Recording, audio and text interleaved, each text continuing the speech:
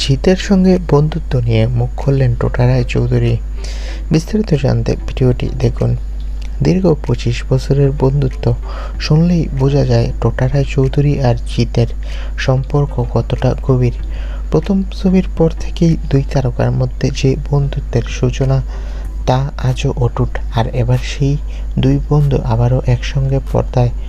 পথিকৃৎ বসুর নতুন ছবি, কেউ বলে বিপ্লবী, কেউ বলে ডাকাতে। এই ছবিতে জিৎ হচ্ছেন বিপ্লবী অনন্ত সিংহ আর টোটা এক দুধে পুলিশ অফিসার। কিন্তু মজার ব্যাপার হলো ছবিতে মুখোমুখি দুই শত্রু হলেও বাস্তবে তারা একে অপরের পরম বন্ধু। টোটা বলেন অ্যাকশনে বলার আগে, জিৎ একদম আমার পুরনো সেই চেনা বন্ধু। কিন্তু শব্দটা কানে যেতেই যেন অন্য মানুষ। সেই প্যাশন, সেই নিবেদন দেখলে মুগ্ধ না হয়ে পারা যায় না। তিনি আরও বলেন, জিৎ শুধু সুপারস্টার নয়, ও সত্যিকারের অভিনেতা। ওর মধ্যে একটা ভিতরের আগুন আছে।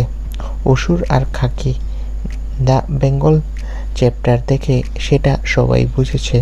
তবে সুপারস্টার হিসেবে ভিন্ন ধারার ছবি বেছে নেওয়ার আগে ও অনেক ভেবে দেখে, কারণ দর্শকদের প্রত্যাশা বিশাল।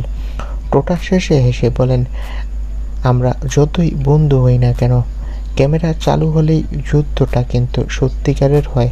বন্ধুত্ব আর প্রতিযোগিতা দুটোই এক ফ্রেমে মিলেমিশে গেল এই দুই তারকার নতুন ছবিতে।